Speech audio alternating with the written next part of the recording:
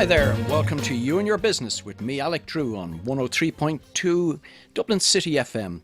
Each week we have an expert from the world of business sharing their knowledge, insights and tips to help you reduce costs, increase profits and drive efficiencies. If there's a topic you'd like covered, or if you feel you can make a contribution, please email me at yourbusiness@dublincityfm.ie, and perhaps we'll be chatting here one day soon. Today's guest runs a renewable energy installation business called Alternative Energy Ireland. He's an engineer and has been involved in renewable energy projects, everything from domestic right the way through to shopping centres and farms. I'll be interested to hear that one. And he works with businesses who want to save money by generating their own renewable energy. I'm delighted to welcome to the studio today Stephen Bray. Welcome to the You and Your Business studio. Thanks, Alec. Yeah, pleasure to be here. Listen, tell me, how did you get into this whole business? Where did this all start, this interest in renewable energy? Yeah, it started when I finished college, I suppose. I'd done a degree in building services engineering, and it led me naturally into the energy sector, energy world. And I had a keen interest, I suppose, in environmental issues as well as cost-saving exercises. So they went hand in hand with sort of renewable energy. So I naturally found my attention being drawn down that channel without much resistance. Sorry. Okay. You went from college straight in. Where did you kind of start working? I left college. My first job was in a multinational company, a big power suppliers company called ABB. No, they're interesting. They've some interesting ideas about... Yeah, fantastic. A great place to work, and great at training, great at tapping into resources that the staff even have. I always remember, I was only young, I was in my early 20s, and we were took over to the factory in Sweden just to show the salespeople in Ireland what was behind the scenes, what actually happened when we placed orders with them. And one of the first things we did, we only walked in the door to the factory and it was immaculate. You'd eat your dinner off the floor. It was amazing to see, not like nothing I'd ever seen now. And one of the first things we saw when we walked through the door was like a clear plastic tube, and it was full of tennis balls. And I could see they were unusual. You could screw them open. You could see they were kind of half and half. And I just said to the tour guy, "What are they? Like, what's that?" And he said, "Oh, right, what it is it's actually a suggestion box for the staff members, and the staff members all make suggestions on how to save money." All right. Now, it could be anything from, make this a little bit smaller, make it a bit more efficient, to cut down on waste here, or to just anything. It was an open-ended sort of suggestion box, and guys used to pop these in for like confetti almost into this box. So there was suggestions coming in from a huge membership of staff. Did they get any reward for their efforts here? That's the bit that actually I still remember to this day being told is what they did is if any of the ideas were implemented, the staff member got 50% of the savings for the first year that it was implemented. Wow, that's quite considerable. Yeah. Naturally, a staff of thousands of staff working in a place, lots of ideas spilling in. It's really a great way of getting the creative side, I felt, in staff to come out, and they're working there already. They're probably thinking about the process more than people in upper management might have the time to do. But like that concept could be replicated in any size business. Yeah, it does. The idea of getting your staff members to make suggestions and share some of the benefits with them, it's a win-win. I mean, for our audience out there listening, I mean, if you think about it, those people who are on the ground often have the best ideas to implement, and they that can see escape the wood management. from the trees, the upper management, or in large corporations where there's layers of multinational people from different countries, there's no way they can really be expected to look for small cost saving measures constantly. But if you have a staff of 10, if you have a staff of 10,000, it's that there's 10 more brains working on trying to save money than there would have been if you didn't have a simple solution like that in. I thought it was a great idea. Yeah, no, I think that's something that any business could implement. That's a great insight and a great tip for somebody to use there. Explain the renewable energy. I suppose when we tend to think of renewable energy, we were thinking of people wearing sandals and eating lentils. Yeah, so, making their own yogurt. That's it, yeah. So give me a bit of a whirlwind tour of renewable energy. Renewable energy, the definition, I suppose, of it is a source of energy that doesn't deplete when you use it. So the obvious ones that spring to mind and the most common ones are wind and solar. There's tidal. There's plenty of other ones that don't deplete when you use them. So the obvious one and the most common one is probably solar that people are familiar with. Wind is another one that generate power on a bigger scale generally. You're talking at grid level where you have the wind farms tidal systems are sort of being developed, and there's a huge amount of energy in the tide moving in and moving out of certain areas. But look, it's not become mass produced yet, but solar has. So, but I presume these are probably, we'll come back to solar in a second, but if Yeah. you're looking at wind and tidal, those two, it's probably more down to a lack of technology to make them right yet. Yeah, huge. And if the investment goes into it, the solutions are found. The tidal has only got limited. It's a harder one to actually crack because all of the testing is done offshore. It's done, it's complicated. It's expensive. There are limited companies willing to invest in that, while there are still advances to be made in the likes of wind onshore, can be tested in factories, can be tested on land, really basic stuff like that makes advances happen a bit quicker. And solar, the Chinese have got hold of the solar. They've bought up most of the... Yeah, I heard this. They've bought up most of the intellectual property around they've solar. bought up IP for fun over the last kind of 10 years. And really aggressively over the last kind of 5 years, they've bought up any of the IP from most of the Western world's solar PV producers. So they kept buying shares and eventually bought up the companies, shipped the production of that product back to China. And one thing China is phenomenally good at, it's renowned globally for its mass production. They've brought down the production price of solar panels by 70%. Wow.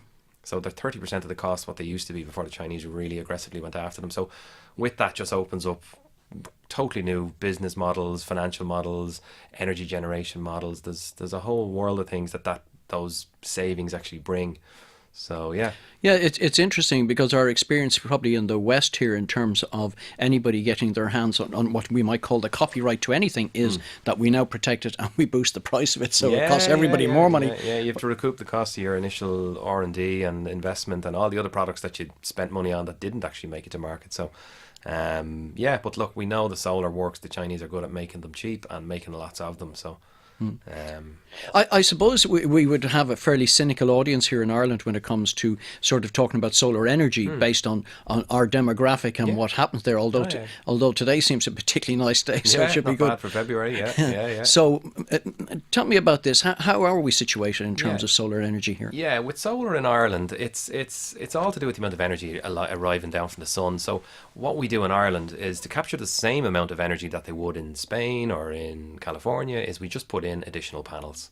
Right. And we can capture, if we want 100 kilowatts, we use more panels in Ireland than they would in California, but it's absolutely doable.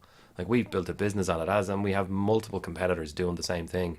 So it's absolutely, totally appropriate for Ireland. But I get the natural knee-jerk is we don't have any sun in Ireland, but we do. We've plenty. We've more than enough sun in Ireland.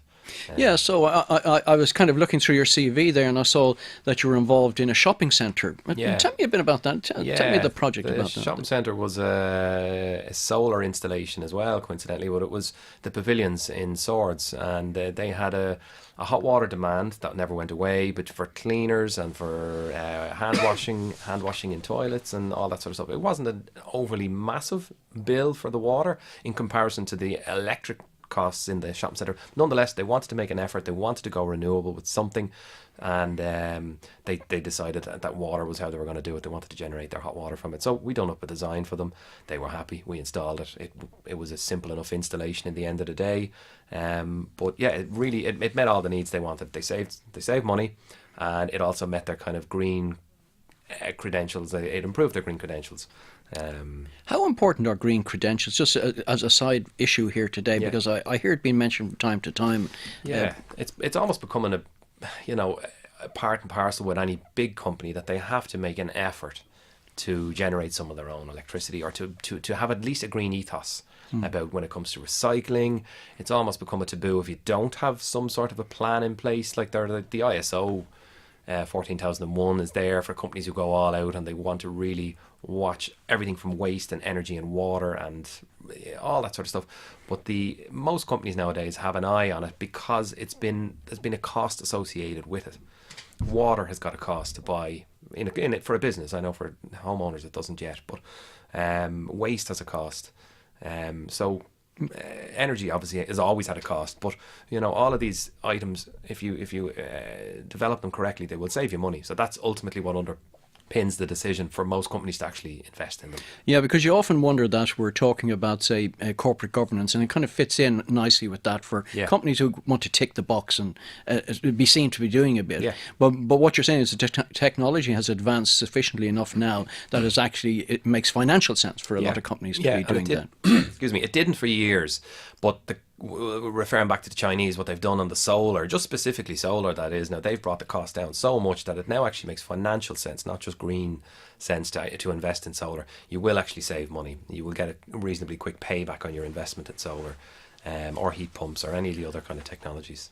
Yeah, and if you're just joining me, you're listening to me, Alec Drew, on 103.2 FM Dublin City, where my studio guest is Stephen Bray of Alternative Energy Ireland, and we're just discussing the whole aspect of renewable energy and how much sense it makes for businesses to look at it, not just as a box-ticking exercise in terms of corporate governance, but also as a viable opportunity for businesses to cut costs sufficiently.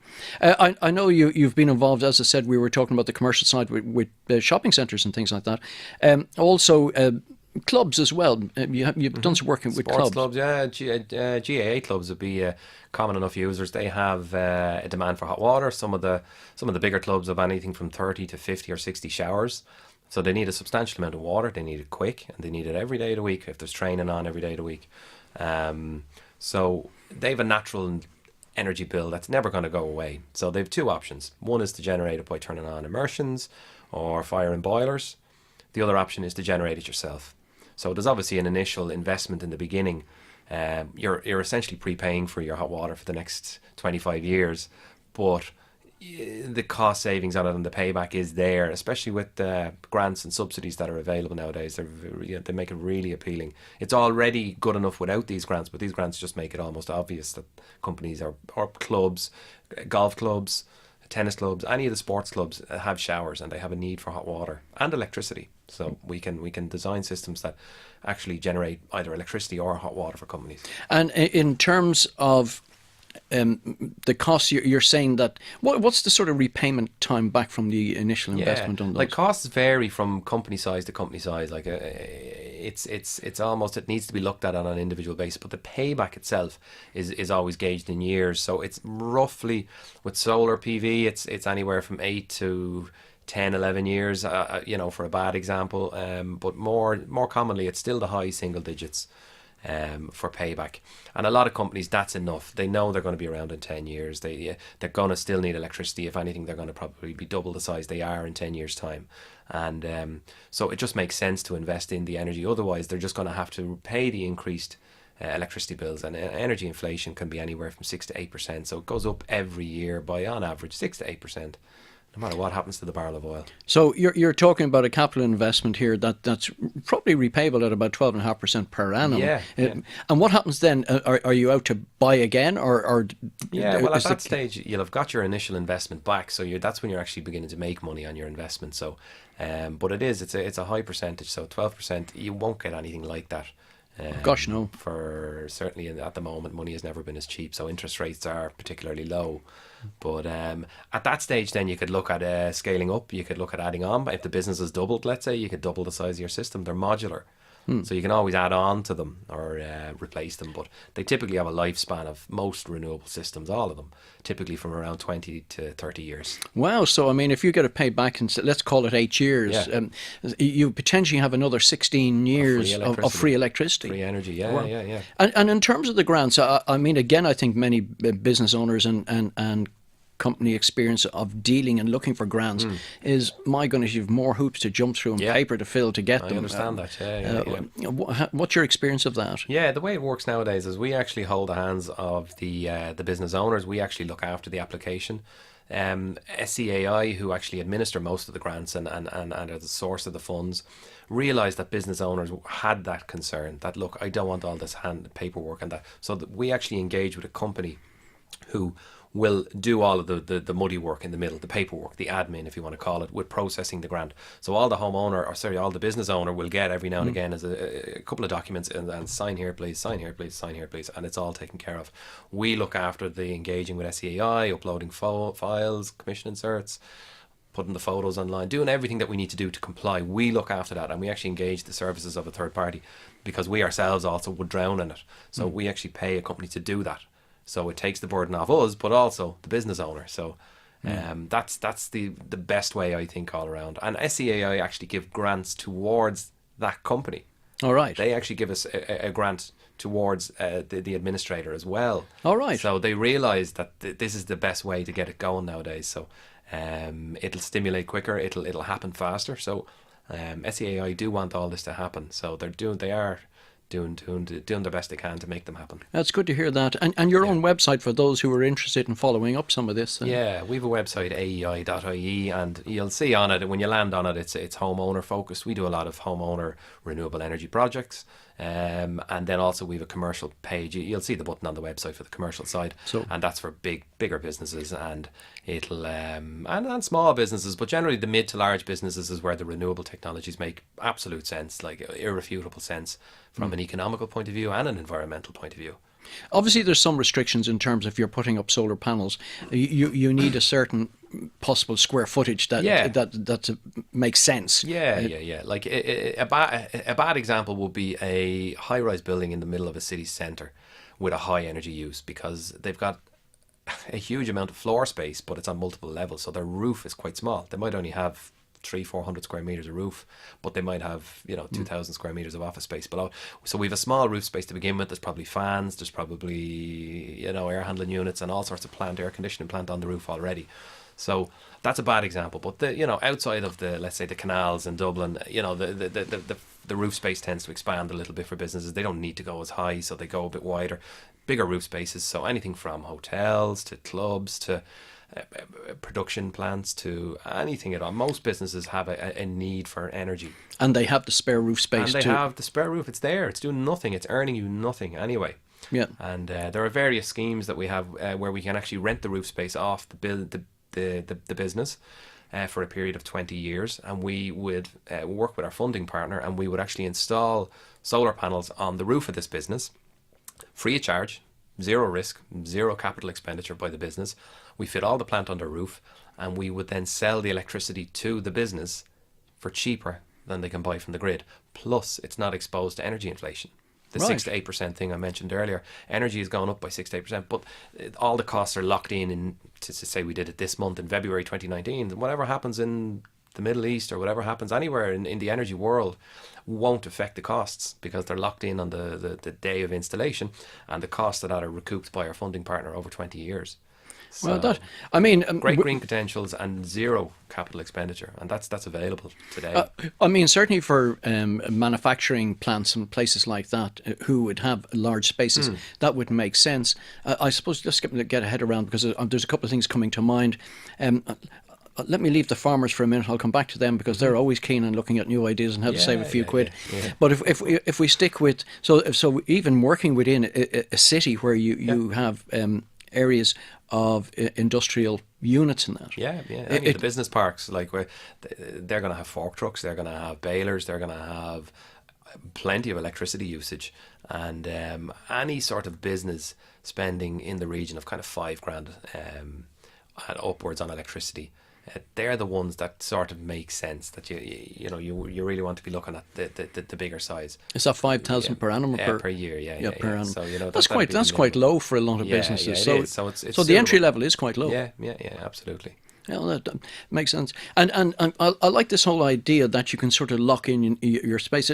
Just talk about that for a minute. For example, what you're suggesting is that all the capital costs will be taken up by somebody else. Yeah, the debt is carried by our funding partner. They're in this for the debt. Right. They will assume the debt. They will pay our company to do the installation. We do the full design, installation. We'll deal with planning applications. We'll deal with architects. We'll get structural surveys done on the roof. All that sort of stuff. We look after that. We bill the funding partner. They pay us, and they collect on the bill then. So there's a meter on the solar system, Right. an electricity meter, and it's connected to the web, obviously, and then they send in a bill every 2 months then. But let's say the business is paying 15 cents at the moment for a unit of electricity. There are scenarios, depending on the scale of the business and the size of the plant on the roof, we can get electricity sold down to businesses for kind of 11, 12 cents at the moment. Right, so there's potentially 25% saving just there and then. Overnight, for zero capital expenditure, for just signing up to buy the electricity from our funding partner for 25 years. It only rises by, it's index linked, so it rises by inflation. Right. So it's not at the mercy of fuel inflation, which is a lot it's just natural inflation, which is kind of sitting around zero or whatever. Yeah, at the moment it's very low, so it's going to rise very slowly. So as time goes on, as the years kind of clock up on the system, the energy inflation will pull the cost of electricity higher, but yet the solar PV system, its costs aren't going up. It's so the savings actually increase as years go on. Year 1, 2, there might be a small 10-20% saving, but as time goes on, it is a bit of a crystal ball. We don't know exactly where energy is going to go over the next few years, but we know historically over the last 40 years it has risen on average about 6% a year. Yeah, but you're doing something in business which people do with currency, and if they're dealing, it's called hedging. Yeah. And so what you're doing is hedging, and once you now make it a fixed cost. Yeah. Virtually. That's it. Yeah, and locked in, you know where you stand, and the beauty of it is you're hedging with zero capital expenditure, nothing up front other than a commitment to buy the electricity. Well, if you're just joining us, you're listening to me, Alec Drew, on 103.2 FM Dublin City, where my studio guest is Stephen Bray from Alternative Energy Ireland, and we're just talking about renewable energy and some potential business modelling for people and how to either hedge their energy needs or to lock in some costs for themselves going forward. In the case that we've just been discussing there for the 20-year lock-in, what happens after that? I mean, you obviously have the equipment stuck on your roof, and what happens with that then? It's fit in year 1, it's left for 20 years. You're billed for the electricity that comes off it for 20 years at a reduced rate of electricity versus the grid. At 20 years, it's actually gifted to the building owner. The system has a life expectancy of about 30 years.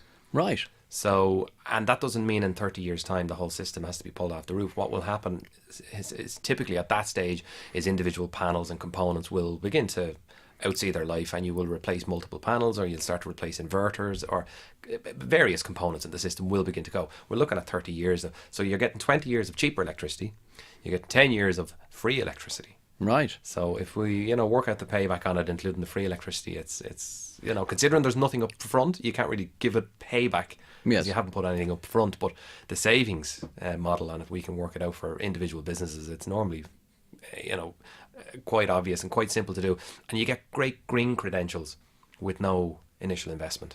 Well, that's amazing. Yeah. And you now have and it also fits nicely with corporate governance, and certainly there is a very strong movement towards working with companies that want to be seen in that green space. Yeah, absolutely. A lot of businesses that are involved in various sectors. I won't list individual sectors, but lots of the likes of hotels. They want to be seen as green, or there are various power-related businesses that just have to have some sort of a green ethos to them, or they'll have their ISO 14001. It'll govern them.